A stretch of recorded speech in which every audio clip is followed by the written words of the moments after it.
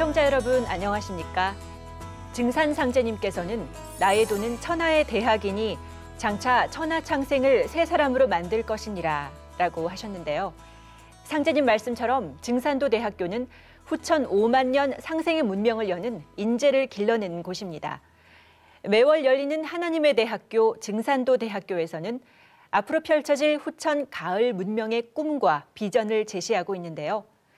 5월 증산도 대학교에서 행해졌던 주요 내용 함께 하겠습니다. 도움 말씀 주실 안병우 교수님을 자리에 모셨습니다. 안녕하세요, 교수님. 네, 안녕하세요. 네, 5월 증산도 대학교가 열린 날이 5월 5일 어린이날이었는데요. 가족들이 증산도 대학교에 함께하는 모습이 참 보기 좋았습니다. 교수님께서는 어떻게 보셨나요? 네, 5월 5일 이제 세상 사람들은 다 밖으로 놀러 나가는데 상제님 진리 공부를 하는 이 증산도 대학교에 모여서 같이 함께 이렇게 진리 공부하는 모습을 보면서 저는 굉장히 이렇게 대견하다 그런 생각을 했습니다. 어린이는 이제 상제님 진리 용어로 말하면 초립동이라고 할 수가 있습니다. 그래서 도전 속에서도 이제 우리가 보면 상제님께서 초립동이들에게 기운을 붙여주시는 그런 공사를 이렇게 많이 보셨고요. 그래서 상제님께서도 이런 말씀을 하셨습니다. 자식에게 전답을 전해주려고 하지 말고 눈을 틔워주어라 그런 말씀을 하셨는데 눈을 틔워주는 게 도대체 무엇일까? 우리가 이제 그런 생각을 해봐야 되는데 사실은 상제님께서 초립동이를 교육시키는 그런 전형의 그 모습을 보여주셨죠. 상제님께서는 천지공사를 보실 때 어린 김호연 성도를 이렇게 데리고 다니셨습니다. 김호연 성도가 9살 되던 해부터 125일 동안 직접 이렇게 수도 공부를 시키셨습니다. 그래서 125일 수도 공부가 끝나고 난 다음에 김호영 선도가 어떻게 되었냐면은 마을에 사람이 누가 온다 또는 누가 죽는다 이런 것을 미리 다 알았고요. 심지어는 새들이 지저귀는 소리까지 이렇게 다 들었습니다. 그리고 쥐들이 이렇게 얘기하는 것도 다 듣고 그것을 무슨 얘기를 한다 이런 얘기까지 하는 것을 이렇게 다 하는 걸 보고 상제님께서 이제 공부가 되었다고 해서 이렇게 마치신 그런 그 내용이 도전 속에 나오는데 그런 걸 보면 이 만물의 실상을 그대로 보는 그런 그 영성 공부가 어린이 교육에 있어서 가장 중요한 게 아닌가 그런 생각을 해보게 됩니다. 네, 그렇군요. 증산도 대학교에서는 어린이 교육도 진행되고 있는데요. 다음에는 함께 소개됐으면 좋겠습니다. 그럼 5월 증산도 대학교에서 있었던 주요 내용 영상으로 만나보겠습니다.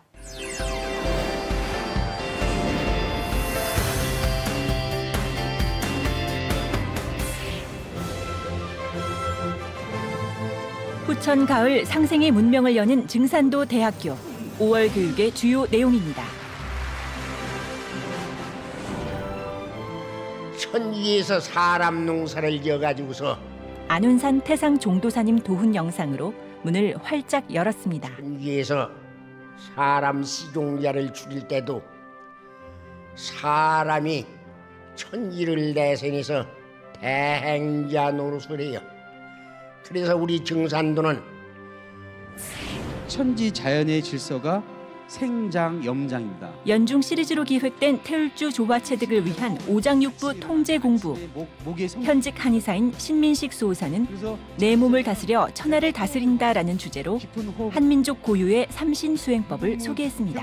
조화를 부리는 이 태울주의 기운을 작동을 해야 되는데 자기 신체가 달라지는 겁니다. 수행을 하면서 자기 몸이 건강해지고 자기 마음이 건강해지고 이게 모든 오가 그냥 오가 아니고 이 천지 자연의 변화를 오행이라고 했는데 우주원리 기초강좌에서 임성호 수호사는 지난달에 이어 상제님 진리의 바탕인 오행의 원리를 다양한 예화로 쉽게 전해줬습니다. 각기 안정을 누리게 하리니 이것이 곧 천지개벽이라.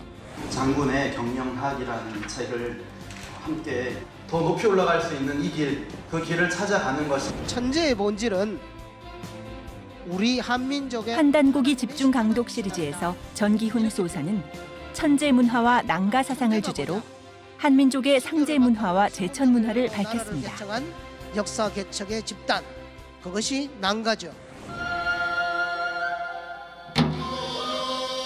양력 5월 5일, 음력 3월 26일 일요일, 태을궁에서는 태모 고수부님의 134주기 성탄지성이 성대히 거행됐습니다.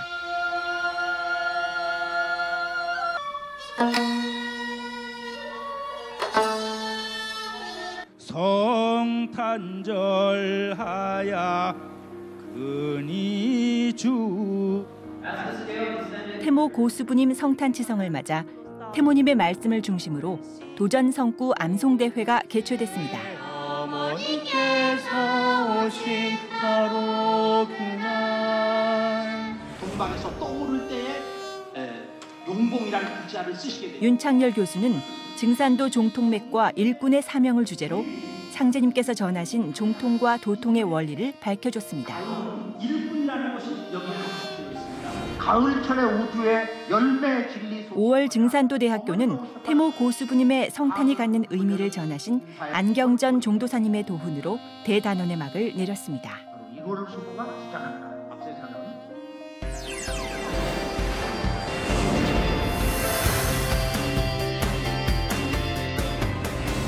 네, 5월 증산도 대학교에서 행해졌던 교육과 주요 행사를 만나봤는데요.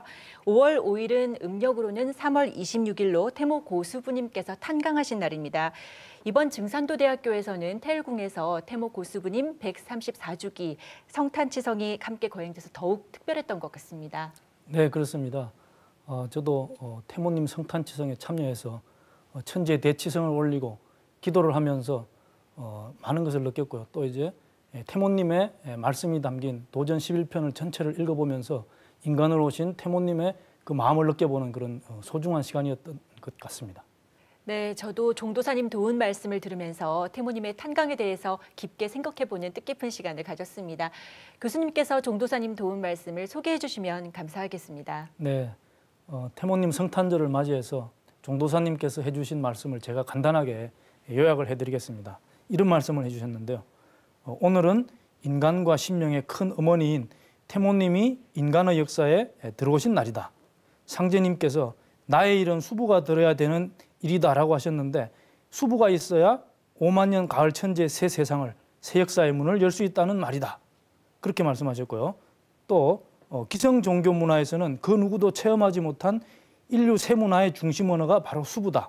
새 역사의 모든 것을 바꿔놓는 구원의 주인 언어가 수부다. 인류 구원의 문제가 여기서부터 새롭게 시작된다. 그런 말씀을 해주셨는데 바로 이제 수부라고 하는 것은 머리 숫자에 지엄이 부자입니다. 그래서 천지의 여성 가운데 가장 높은 분, 그분이 바로 이렇게 수부고요. 바로 상제님의 반려자를 얘기하는 것이고 상제님 입장에서는 수부가 되지만 또 우리들 입장에서는 어머니니까 그 어머니를 강조해서 태모님이다 그렇게 부릅니다. 그런데 이 태모님께서는 바로 상제님의 천지 대권, 이 종통 대권을 이어받아서 이 역사에 사람들이 상제님 진리를 믿을 수 있도록 도운의 그 씨앗을 이렇게 뿌린 그런 역할을 하셨는데 그때가 언제냐면 바로 1911년 9월 19일입니다. 이날이 바로 상제님 성탄절인데요. 그 이후로 상제님 진리가 이 땅에 나와서 그때 이제 보천교라고 있었습니다. 그래서 보천교가 사실은 조선 천지를 뒤덮었는데 그 신도수가 무려 600만 내지는 700만 정도 되었다라고 하는 것이죠.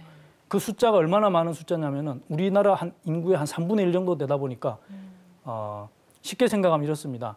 지금 우리나라 전체 인구의 3분의 1, 국민들의 3분의 1이 자기 조상인 그 할아버지 할머니들이 바로 보천교를 믿었다. 그렇게 생각하면 되죠. 네. 그러니까 일변도원 때 상제님의 도운이라고 하는 것은 정말로 세계 역사상 그 유례가 없을 정도로 짧은 기간에 큰 부흥을 이뤘던 그런 그 대사건이다. 이렇게 정리를 할 수가 있습니다. 네, 예전에 저도 보천교 관련 다큐를 본 적이 있는데 당시 독립자금의 거의 대부분이 보천교를 통해서 흘러들어갔다고 하더라고요. 그렇습니다. 신도수가 600만이다 되다 보니까 거기에 이제 많은 성금이 이렇게 그쳤겠죠. 많은 돈을 이렇게 움직였는데 그중에 상당 부분이 이 독립운동 자금으로 이렇게 흘러들어갔다는 겁니다. 상해 임시정부의 운영 자금이라든지 이런 것들이 많이 보천교를 통해서 들어갔는데 이 독립자금이라고 하는 것은 그 성격상 비밀이 이렇게 유지가 돼야 되는 것이죠. 그렇죠. 그래서 역사 속에서 이제 그런 것이 이제 많이 감추어져 있고 잘 드러나지 않고 이제 그렇습니다. 그런데 우리가 잘 아는 그 불가의 탄허 스님이라고 있는데요. 그 탄허 스님의 아버지가 김홍규옹이라는 분인데요. 이분이 이제 보천교 신도였죠. 네. 그래서 이분이 나중에 그 독립운동 자금을 이렇게 많이 그런 것이 이제 밝혀지게 됩니다. 최근에. 그래서 그분이 국립묘지에 이렇게 안장이 되는 그런 일이 있었습니다. 앞으로도 우리가 이제 이런 그 독립운동사, 특히 이제 보천교와 관련된 이러한 그 독립운동사는 우리가 더욱더 많이 밝혀내야 될 그런 과제가 아닌가 그렇게 생각이 됩니다. 네, 그럼 이제 본론에 들어가 보겠습니다. 지난달에 이어 증산도대학교에서는 태을주 조화 체득을 위한 오장육부 통제 공부라는 주제로 수행에 대한 강운이 이어지고 있는데요. 신민식 수호사의 내 몸을 다스려 천하를 다스린다. 그 주요 내용을 영상으로 만나보겠습니다.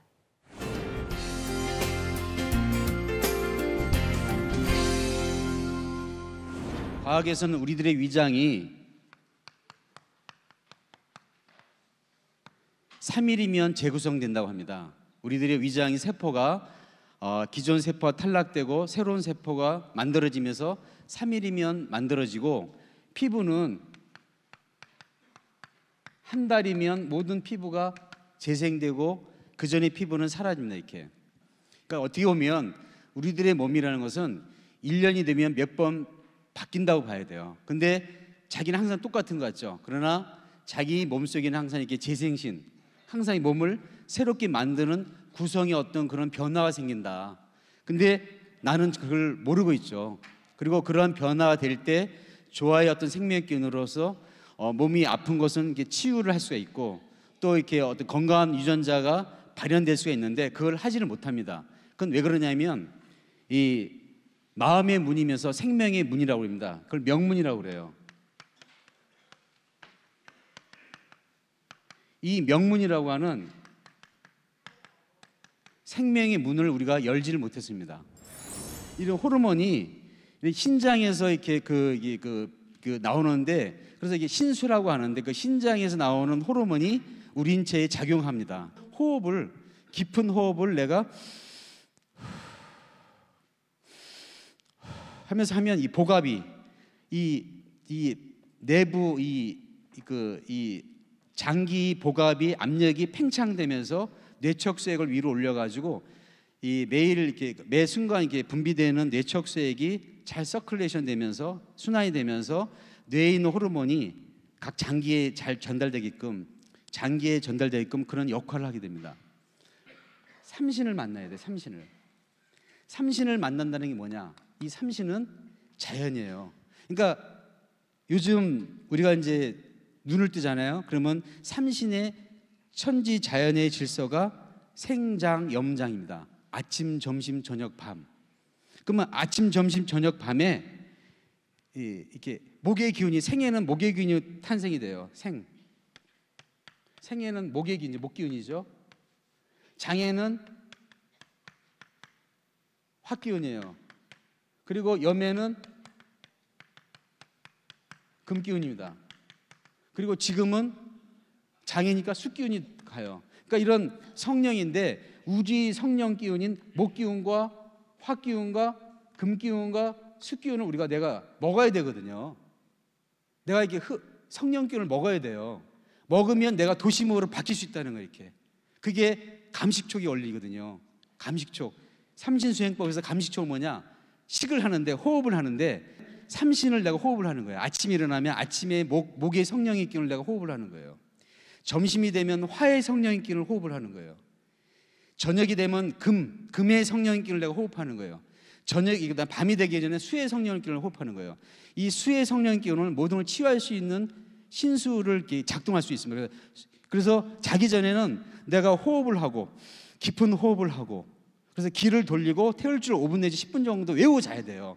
그래야 이 수의 성령이 내 몸속에 들어와서 내 몸의 신장과 위장, 비장, 그 다음에 뇌하수체에 이렇게 작동을 해가지고 밤새도록 이 영적인 기운이 내 몸에서 감돌면서 어떻게 돼요? 나를 치유할 수 있는, 재생신할 수 있는 몸의 구조를 만든다 이거예요. 6시간, 7시간 동안. 천지의 성령의 기운이 내 마음에 드나든다 이거예요. 내 마음에. 그러니까 인간의 마음이라는 것은 자기가 원하든 안 하든 삼신의 통로다 이거예요. 삼신이 왔다 갔다 하는 통로입니다.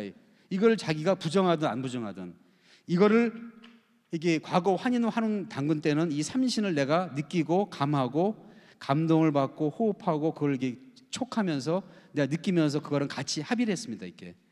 근데 그 뒤로 이제 그 삼신하고 만나고 삼신을 느끼는 수행에서 벗어나서 단순히 호흡 조절하고 그 다음에 자기 눈 감고 자기 희노애락을 끊고 오욕칠정 끊는 거, 지감하는 거 그런 식으로는 받아들여가지고 축소가 됐어요. 이 만병토치 태울주 무궁무 태울주, 조화를 부리는 이 태울주의 기운을 작동을 해야 되는데 그 키, 처음에 그 작동하는 그 명문, 그 문을 우리가 열어야 된다 이게 문. 그 문은 마음의 문이며 생명의 문이다 이거예요.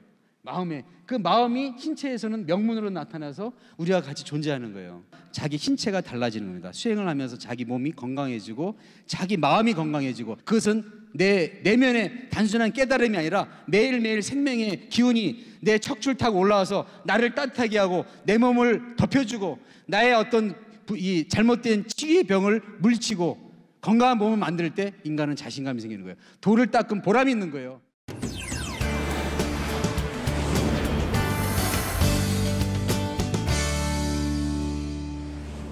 내 몸을 다스려 천하를 다스린다라는 주제로 풀어주신 신민식 수호사의 강론을 들어봤는데요. 현재 한의사를 하고 계셔서 그런지 수행의 원리를 현대의학으로 쉽게 풀어주셨습니다. 특히 저는 호르몬에 대한 설명이 인상 깊었는데요. 교수님, 신민식 수호사께서는 인체의 호르몬이 수행과 관련이 많다고 했는데요. 이에 대해서 좀 더 자세한 설명 부탁드립니다. 네, 저도 강의를 같이 들으면서 사실은 이게 굉장히 인상이 깊었습니다. 이 수행의 세계와 과학의 세계는 따로 노는데 이 수행을 하면서 우리 몸의 어떤 변화를 과학적으로 설명해 주었다. 네. 저는 그렇게 받아들이기 때문에 아주 재밌었다라고 이렇게 느꼈고요. 그런데 이제 그만큼 이제 조금 전문적인 내용이고 어렵기 때문에 제가 조금 쉽게 풀어서 말씀을 드리고 싶습니다. 먼저 이제 호르몬이라고 하는 것이요. 우리가 이제 갑상선 호르몬이다 이런 거 들어보셨잖아요. 성장 호르몬이다. 그런 말 이제 일반인들도 다 들어봤기 때문에 압니다. 갑상선 호르몬은 우리 몸에서 모든 세포들이 에너지를 소비하면서 살아갈 수 있도록 해주는 그걸 도와주는 호르몬이니까 이제 참으로 중요한 것이죠. 네. 그리고 성장 호르몬이 잘 분비되어야 청소년기에 이렇게 성장이 이렇게 잘 되고요. 마찬가지로 또 모든 세포도 역시 성장 호르몬에 자극을 받아야 됩니다. 그러면 이러한 그 갑상선 호르몬이다 또는 성장 호르몬이다 이런 그 호르몬을 분비하는 기관을 말초 호르몬 기관이라고 하는데요.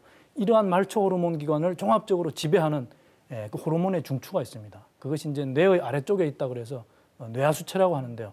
이 뇌하수체에서 자극 호르몬을 분비하면 그 호르몬의 자극으로 말초 호르몬 기관에서 다시 이제 호르몬이 분비되어 가지고 우리 몸의 모든 그 정상적인 생리, 건강 이런 것을 아주 조화롭게 유지시키고 도와주는 그런 역할을 하는 것인데요. 좋은 호르몬의 대표적인 것이 바로 우리 이제 많이 알고 있습니다. 엔돌핀이라고 하는 것이죠. 그런데 나쁜 호르몬도 있어요. 대표적인 것이 바로 아드레날린인데 이 아드레날린은 분비가 되면 혈압이 이렇게 올라갑니다. 네. 몸에 이제 굉장히 안 좋은 영향을 미쳐요. 그래서 이것을 스트레스 호르몬이다. 스트레스 호르몬은 바로 아드레날린이고 좋은 호르몬은 이제 엔돌핀이다. 우리가 이제 쉽게 그렇게 정리를 할 수가 있는데 이 뇌라고 하는 것은 바로 우리의 그 마음 작용이 일어나는 것입니다. 그래서 중요한 것은 뭐냐? 어떨 때 엔돌핀이 분비되고 어떨 때 아드레날린이 분비되냐? 바로 나의 마음 상태에 따라서 그렇게 된다라는 것이죠.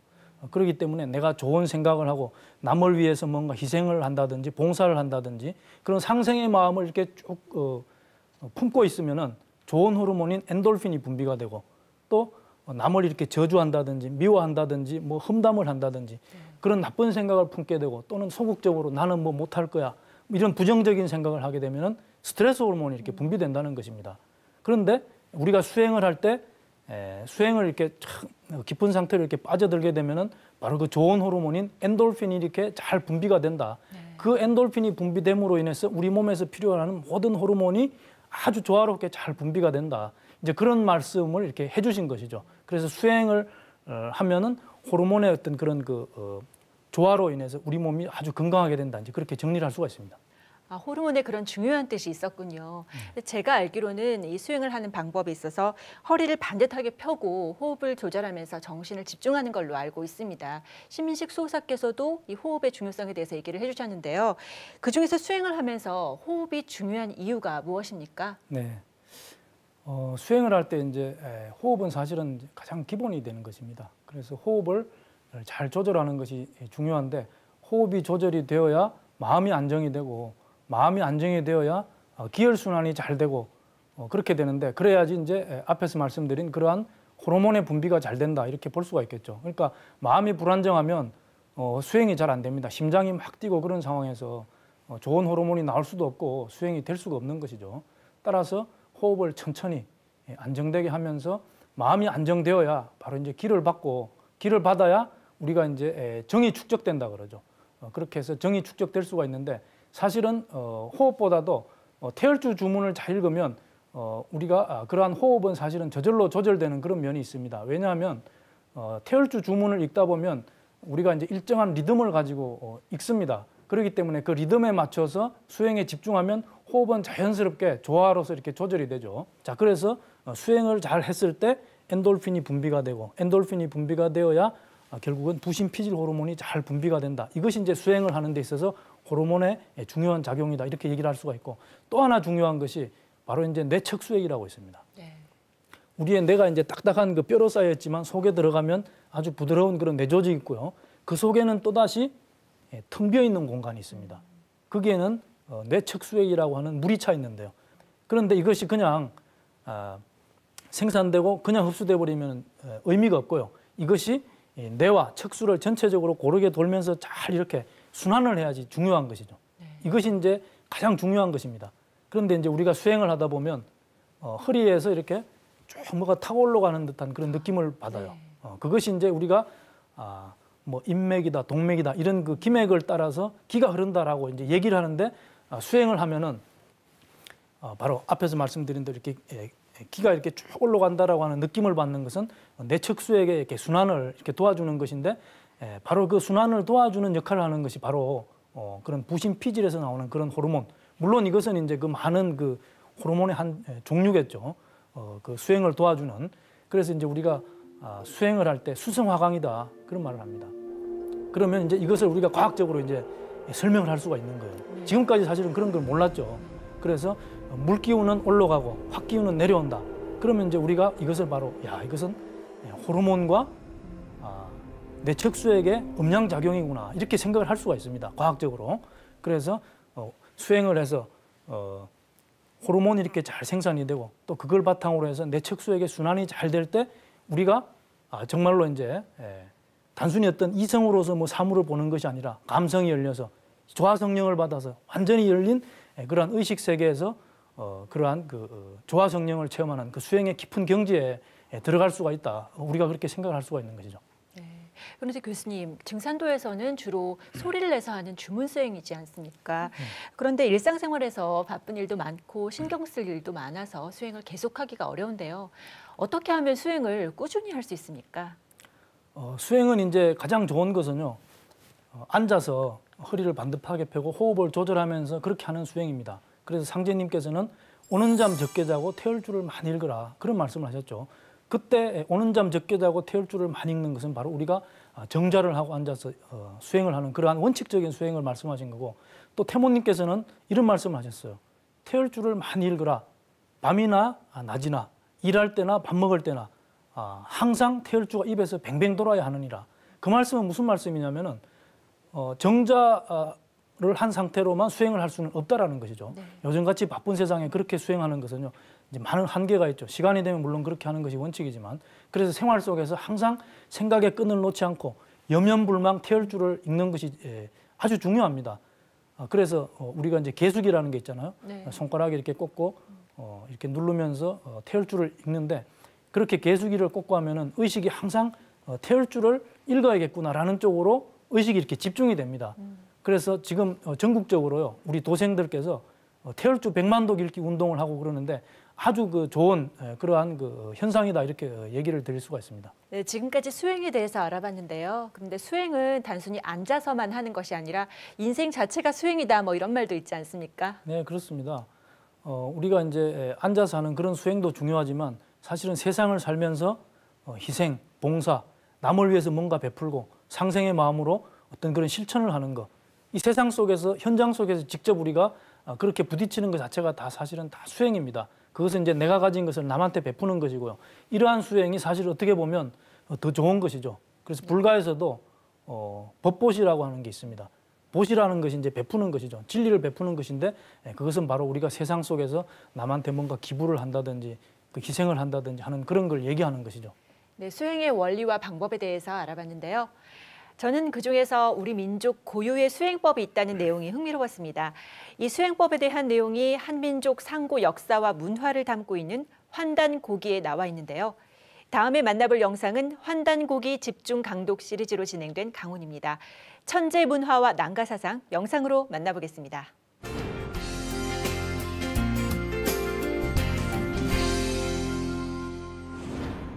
자, 우리는 하나님을 숫자로는 이제 10이라고 하죠. 10. 그런데 이 하나님은 보이지 않는 무형의 3과 그 유형의 7, 7수로서 이렇게 숫자의 원리로서 표현을 할 수가 있습니다. 우리 조상님들이 신을 그냥 신, 하나님이라 하지 않고 신의 뜻을 헤아려서 삼신이다라고 이렇게 불렀고, 그 다음에 하나님을 그냥 삼신 하나님에 그치지 않고 본체가 되는 삼신과 그것이 실제로 작용이 되는 그 칠성, 이것으로 또 나누어서 하나님의 세계를 들여다보았다고 하는 것은, 이건 정말 인류 그 깨달음의 역사 속에서 위대한 그 깨달음의 세계가 아닐 수가 없습니다. 자, 하나님은 3과 7, 삼신과 칠성의 이런 음양의 짝으로 구성이 되어서 이 우주 만물을 다스려 나가시는 그런 존재다, 이거죠. 이 상투는 조선시대 때부터 시작된 것이 아니라 홍산문화 유물에서도 나오지만, 상투를 틀고 상투를 고정시키는 옥으로 만든 옥고, 이게 뭐 5,500년 전, 6,000년 전에 그 옥고가 출토가 됩니다. 자, 그러면 6,000년 전에 우리 조상님들이 왜 상투를 틀었는가? 왼쪽으로 3번, 오른쪽으로 4번 이렇게 해서 7번을 꼬아서 내 머리를 저 북쪽 하늘에 계시는 상제님과 항상 안테나를 세워서 내 생활을 이렇게 하는 마음과 항상 통하게 만들겠다. 항상 기도하고 그 기도에 응답받는 그런 생활을 하겠다고 하는 그런 신실한 신앙의 표현으로서 신교를 신앙하는 우리 조상님들의 그 정성스러운 신앙의 표현으로서 상투 문화를 했다는 것입니다. 우린 이것을 상투 문화에 대한 생각을 완전히 이제 다르게 가져야 될 줄로 믿습니다.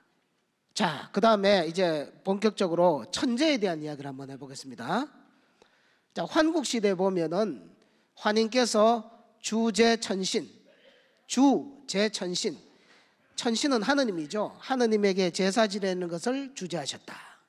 그 다음에 배달시대에는 택삼칠일을 하사 제천신, 하느님에게 제사를 지냈다. 뭐 단군세기에 봐도 삼신님께 봉제, 제사를 받들어 모셨다. 그 다음에 북부여기를 보면 해모숙에서도 3월 16일 날 하늘에 제사를 지내셨다. 그 다음에 고구려 시대에도 평양에서 삼신께 제사를 지냈다. 그 다음에 대진국 발해로 넘어와서도 제3신일체 상제, 삼신일체 상제님께 제사를 지냈어요. 어디에서? 서암록 가지상. 서암록, 동암록이 있고 서암록이 있죠.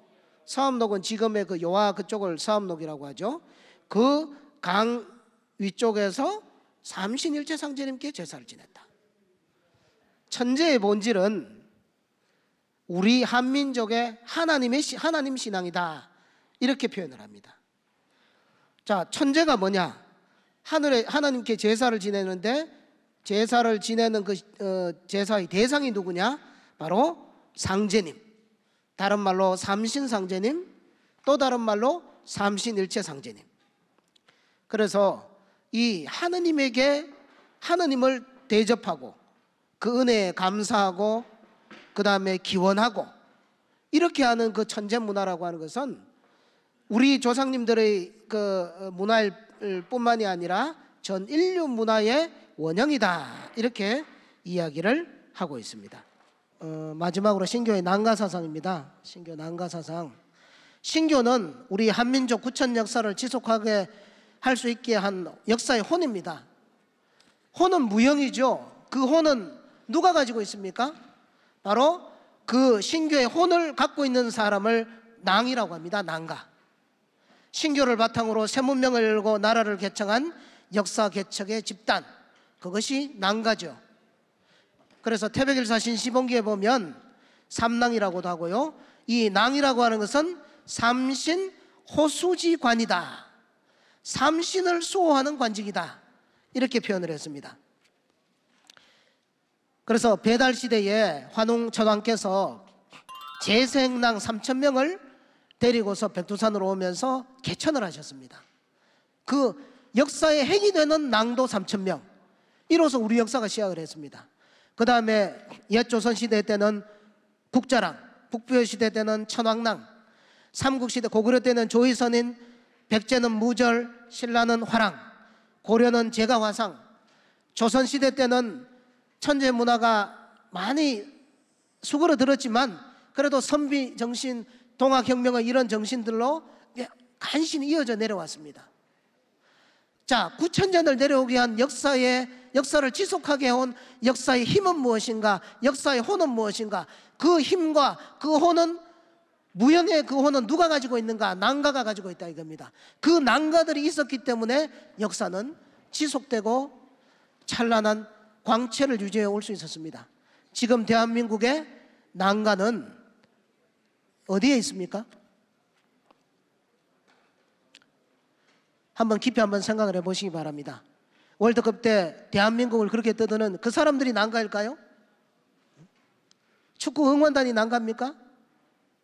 바로 오늘 천재 어머니 대천재를 봉행하면서 천재 문화의 유구한 역사를 복원시키는 이 자리에 함께 하신 여러분들이 이 대한민국의 진정한 난가이고 앞으로 다가오는 뿌리 문화가 열매 문화로 원심반번하는 이때에 그 일을 하실 주인공이라는 것을 믿어 의심치 않습니다.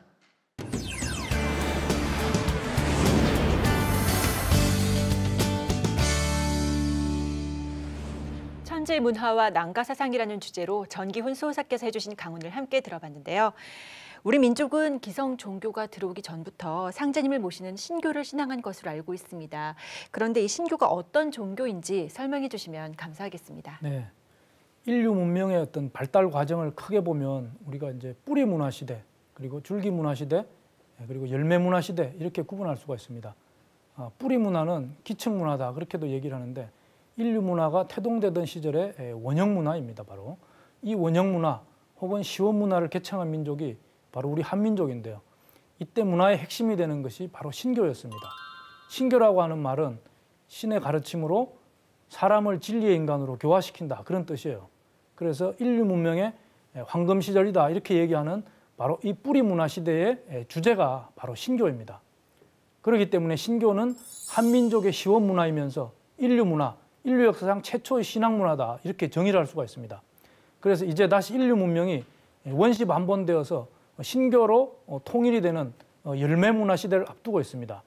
열매 속에는 처음의 씨앗이 들어있는 것처럼 열매 문화 시대에는 처음의 종교인 그 신교가 다시 인류 문화 속에 등장하게 되는데 그것이 바로 정산상제님의 대도진리인 증산도다 그렇게 정리를 할 수가 있습니다. 네, 잘 알겠습니다. 신교의 주요 가르침이나 문화가 있다면 설명해 주시겠습니까?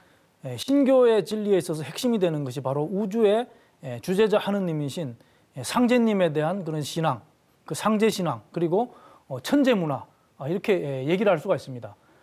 이 천재문화를 말씀드려보면 고조선에서는 역대 단군이 매년 봄, 가을에 천재를 올렸다 그런 기록이 있고요. 특히 3월 16일은 삼신상제님을 크게 맞이하는 날이다라고 해서 대영절이라고 이렇게 했습니다. 신교에서는 바로 삼신상제님을 신앙을 했는데요. 삼신하면은 우리가 이제 신이 셋이 있다 그렇게 생각할 수가 있는데 그것이 아니고 한 분, 즉 일신이 곧 자기의 모습을 삼신으로 드러낸다. 그래서 그 삼신은 바로 조화신, 교화신, 치화신인 것이죠. 이것을 이제 달리 천일신, 지일신, 태일신 이렇게도 이야기합니다.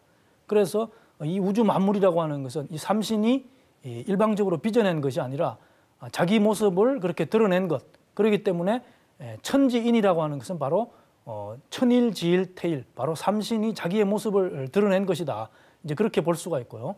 또 이제 칠성신앙이 있는데 삼신 따로 칠성 따로가 아니고 칠성이 곧 바로 삼신의 다른 표현입니다. 왜 그러냐면은 삼신상제님께서 계신 그 별이 바로 북두칠성인데요. 이 북두칠성을 줄여서 칠성이다. 그렇게 얘기하는 것이죠. 그러면 태모님께서는 이렇게 말씀하셨어요. 삼신은 낮고 칠성은 기르느니라. 그러니까 인류 태초의 어떤 그런 문명을 열어주신 것은 바로 삼신의 역할인 것이고 그 문명을 길러주신 것은 바로 칠성의 역할이다. 우리가 그렇게 볼 수도 있죠. 3이라고 하는 숫자는 상수학적으로 보더라도 어떤 그 탄생 그런 의미가 있고요. 그리고 길러주는 이 성장은 바로 칠수로서 이렇게 나타나는 것이죠. 그래서 우리 민족은 옛날부터 삼신과 칠성을 하나로 이렇게 신앙을 했었습니다. 그래서 삼신 따로 칠성 따로가 아니고 다 한 분 하느님을 말씀하시는 건데 이 3과 7을 더하면 바로 이렇게 10이 됩니다. 그러면 우리가 이제 천지의 가을철을 맞이해서 인간으로 오시는 그 상제님, 그 상제님을 우리가 무극상제님이다 이렇게 얘기하는데 바로 3과 7을 더했을 때 나오는 그 10수를 우리가 이제 무극수다.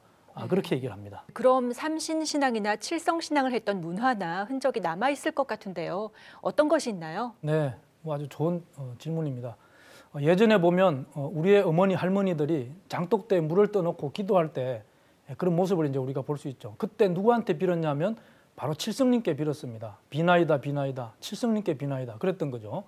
상제님께서는 사람마다 칠성을 얼굴에 붙이고 다니느니라 라고 말씀하셨는데 바로 얼굴에 우리 7 구멍이 바로 눈, 귀, 코, 입 이렇게 7 구멍이 있죠. 이것이 바로 칠성에서 왔기 때문에 그런 모습을 하고 있다는 것입니다. 그래서 우리가 태어날 때도 칠성에서 왔고 또 죽으면 또 칠성으로 돌아가는 거죠. 그래서 사람이 죽으면 관 속에 칠성판이라고 하는 것을 깝니다. 바로 북두칠성이 그려져 있는 그런 판인데요. 사람이 죽으면 칠성으로 돌아가기 때문에 그런 것이죠.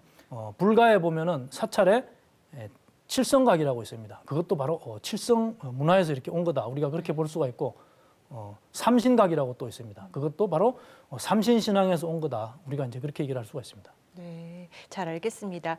상제님께 제사를 올렸던 천제는 상제님을 신앙하는 대표적인 문화인데요. 우리 조상들이 천제를 올렸던 이유는 무엇인가요? 그리고 지금 이 시대에 천제 문화를 다시 복원해야 하는 이유는 무엇인가요? 네, 우리 조상들은 천지를 부모로 이렇게 섬겼습니다. 그래서 하늘 아버지, 땅 어머니, 이 천지를 부모로 모셨는데 이것을 바로 천지 부모 사상이라고 하고요. 이 중심에 이제 상제님이 계시는 거죠. 그래서 바로 예의 문제를 말씀드리고 싶은데 모든 인간은 사실은 천지의 자식인 겁니다. 그래서 상제님께서도 천지는 억조창생의 부모요, 부모는 자녀의 천지니라라고 말씀을 하셨습니다. 그러니까 모든 사람들은 이 천지가 부모라는 것이죠. 그래서 우리 조상들은 예전부터 그것을 알고 이렇게 천재를 모셨던 것이죠. 그래서 그 천재를 모셨던 그 대상의 그 중심에 바로 삼신상제님 이렇게 계셨던 거고요. 그래서 예의 문제로서 우리가 자식이 부모에게 예를 다하듯이 바로 이렇게 우리가 천재를 올려야 되는데 천재는 바로 천지와 하나 되어서 천지의 은혜에 보원하는 가장 어떤 문화의 어떤 그런 형태로서 가장 완결된 그것이 바로 천재 문화로 이렇게 우리가 얘기를 할 수가 있습니다. 그런데 오늘날 우리가 왜 천재 문화를 다시 복원해야 되냐라고 하는 문제인데요. 이 천재라고 하는 것은 원래 천자국에서 올리던 겁니다. 그래서 우리는 고조선, 그 이전의 배달시대, 그 전부터 이렇게 쭉 부여라든지 고구려 시대를 쭉 역사를 거쳐오면서 천재를 계속 지냈습니다. 그것은 바로 이제 우리가 천자국이었기 때문이고요. 그랬다가 이제 우리의 역사가 쇠잔해지면서 조선으로 들어오면은 이제 그런 천재를 지내지 못하고 이것이 이제 다시 조선 말에 고종임금께서 천재를 올리고 황제로 이렇게 등극을 하면서 대한제국이라는 걸 이렇게 선포를 했지 않습니까? 그래서 바로 천지의 가을로 접어드는 이때 우리가 다시 원시 반본에서 인류의 그 원형 문화를 되살리고 그 원형 문화를 바탕으로 우리가 새로운 후천 선경 세계로 이렇게 나아가야 됩니다. 그렇기 때문에 천재의 문화를 복원하는 것은 아주 중요한 일이다. 그렇게 말씀드릴 수가 있습니다. 강훈의 주제가 천재 문화와 난가 사상인데요. 지금까지 천재 문화에 대해서는 자세히 설명이 됐는데 난가 사상에 대해서 자세하게 설명 부탁드립니다. 네, 9,000년 동방 한민족의 역사의 혼이 바로 신교인데요.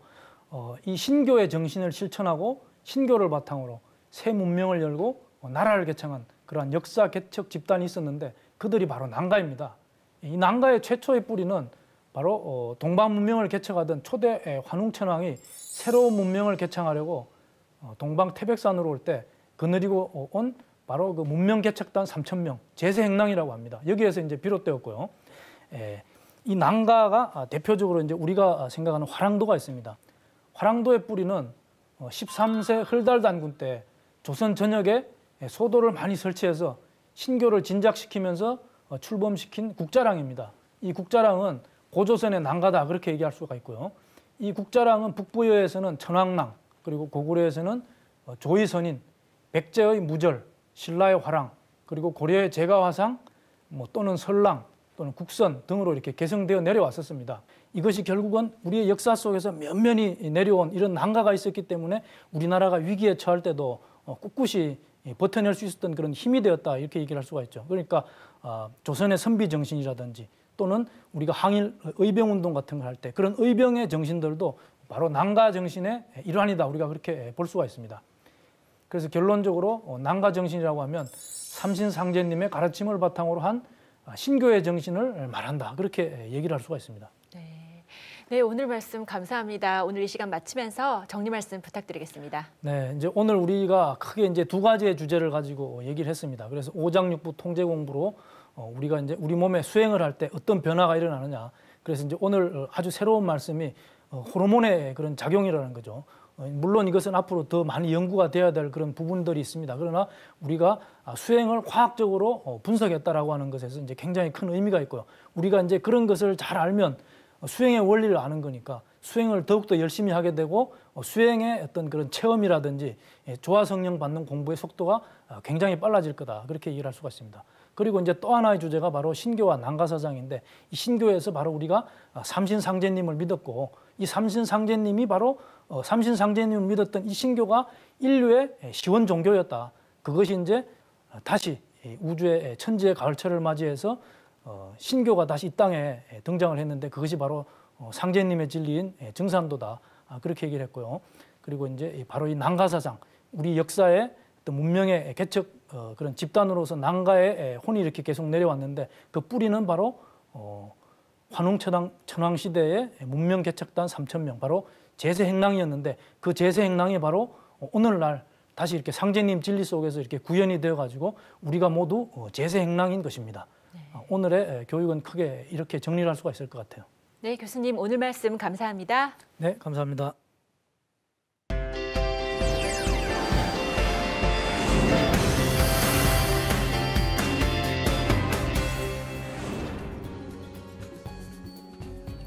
동방의 조선은 본래 신교의 종주국으로 상제님과 천지신명을 함께 받들어온 인류 제사문화의 본 고향이니라.